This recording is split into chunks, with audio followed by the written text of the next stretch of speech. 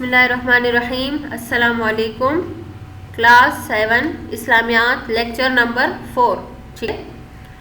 اللہ تعالیٰ کی کتابیں. دیکھیں بیٹا، آپ لوگوں نے پڑھا تھا کہ ایمان مفصل میں جتنی بھی چیزیں ہیں ان سب پر ایمان لانے سے ہمارا ایمان جو ہوتا ہے وہ مکمل ہوتا ہے. اس میں سب سے پہلی چیز جو ہم نے پڑھی تھی وہ تھا اللہ تعالیٰ پر ایمان لانا. ٹھیک ہے. دوسرا جو تھا وہ تھا والملائکہ، یعنی فرشتوں پر ایمان لانا. ٹھیک ہے نا. اب آج جو ہم پڑھیں گے وہ ہے تیسرا عقیدہ، یعنی اللہ تعالیٰ کی کتابوں پر ایمان لانا. ٹھیک ہے. ایمان مفصل کے مطابق تیسری چیز جس پر ایمان لانا ضروری ہے وہ ہے اللہ تعالیٰ کی کتابیں. ٹھیک ہے. دیکھیں، اللہ تعالیٰ نے چھوٹی بڑی بہت سی کتابیں پیغمبروں پر نازل فرمائی. ٹھیک ہے. البتہ بڑی کتابوں کو کتاب اور چھوٹی کتابوں کو صحیفے کہتے ہیں. ٹھیک ہے نا.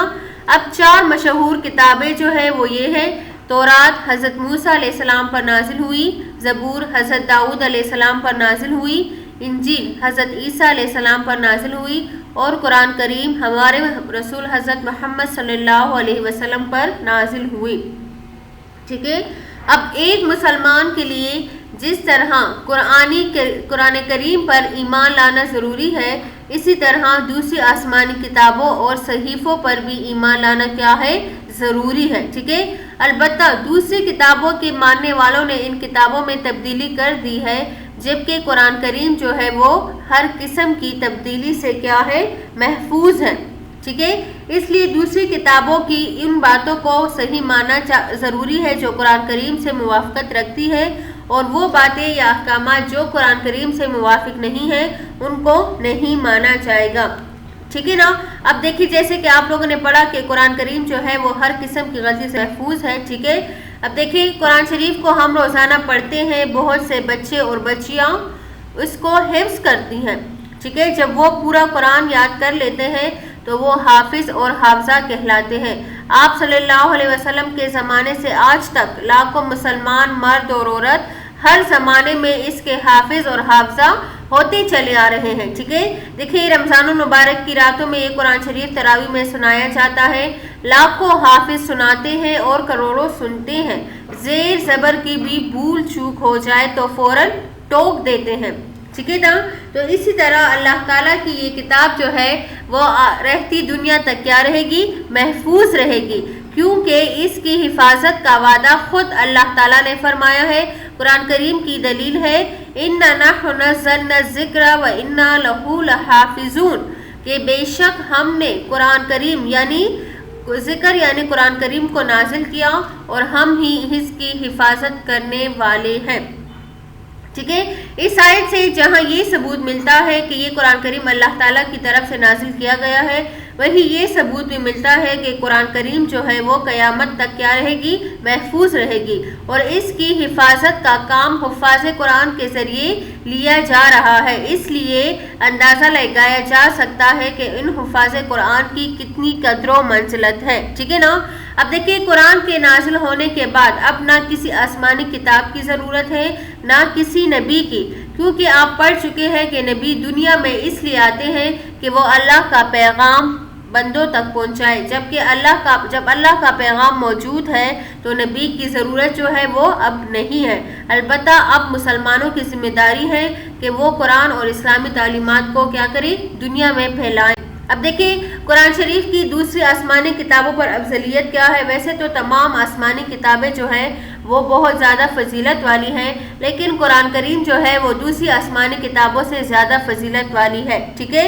یہاں پر کچھ تبدیلیاں ہیں. ان دونوں میں فرق ہے کہ وہ کون سی وجوہات ہیں جن کی وجہ سے قرآن کتاب جو ہے وہ افضل ہے. پہلی یہ ہے کہ قرآن کریم میں کسی بھی قسم کی کمی یا زیادتی نہیں ہوئی. ٹھیک ہے. یعنی قرآن کریم جو ہے وہ رد و بدل سے کیا ہے؟ صاف ہے، محفوظ ہے، اور نہ قیامت تک ہو سکے گی. جبکہ پچھلی کتابوں کو لوگوں نے بدل ڈالا. ٹھیک ہے نا.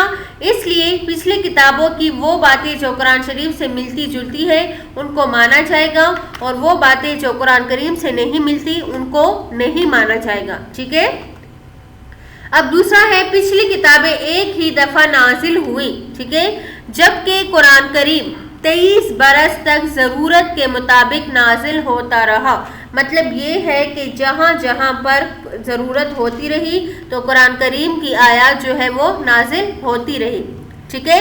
پھر آگے ہے قرآن شریف بے شمار مسلمانوں کے سینوں میں محفوظ ہے. ٹھیک ہے. اور پچھلی کتابیں یعنی قرآن شریف کے بہت سے حافظ اور حافظات موجود ہیں. ٹھیک ہے نا.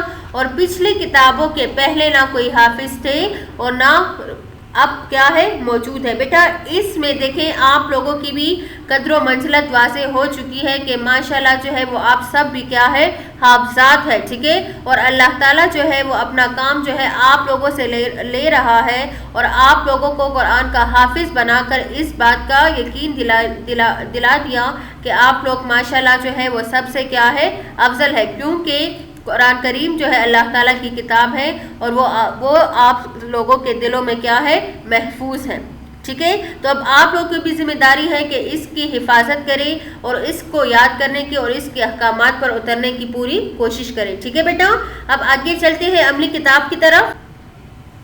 اب اللہ تعالی پہلا سوال ہے کیا مسلمانوں کے لیے قرآن شریف کے ساتھ ساتھ دوسری آسمانی کتابوں اور صحیفوں پر ایمان لانا ضروری ہے. ٹھیک ہے نا. تو جیسے کہ آپ لوگوں نے پڑھا کہ ایک مسلمان کے لیے دوسری کتابوں پر بھی ایمان لانا ضروری ہے، لیکن ان احکامات پر کہ جو قرآن کریم سے ملتی جلتی ہیں. ٹھیک ہے. پھر آگے جو ہے قرآن کریم کی دوسری آسمانی کتابوں پر افضلیت بیان کریں. تو ایک طرف دیکھیں قرآن کریم ہے، دوسری طرف آسمانی کتابیں ہیں. تو دیکھیں قرآن کریم میں جو ہے وہ آپ لوگوں نے یہاں لکھنا ہے اور دوسری آسمانی کتابوں میں جو فرق ہے وہ آپ لوگوں نے دوسرے کالم میں لکھنا ہے. ٹھیک ہے بیٹا. اس کا جواب ہے وہ ہم آپ لوگ کو سینڈ کر دیں گے، لیکن آپ لوگوں نے ترتیب سے اسی طرح دونوں کالم میں کام کرنا ہے. ٹھیک ہے. اب آگے خالی جگہوں کو پر کریں. تورات حضرت موسیٰ علیہ السلام پر نازل ہوئی، قرآن کریم حضرت محمد صلی اللہ علیہ وسلم پر نازل ہوئی، انجیل حضرت عیسیٰ علیہ السلام پر نازل ہوئی اور زبور جو ہے وہ حضرت داؤد علیہ السلام پر نازل ہوئی. یہ خالی جگہ پر بھی آپ لوگ پر کریں. ٹھیک ہے. آگے ہے سوال نمبر 5. قرآن کریم کی حفاظت میں حفاظ قرآن کا کردار. اس موضوع پر مضمون لکھنا ہے. ٹھیک ہے. اور اس کو پھر آپ لوگوں نے یاد کرنا ہے.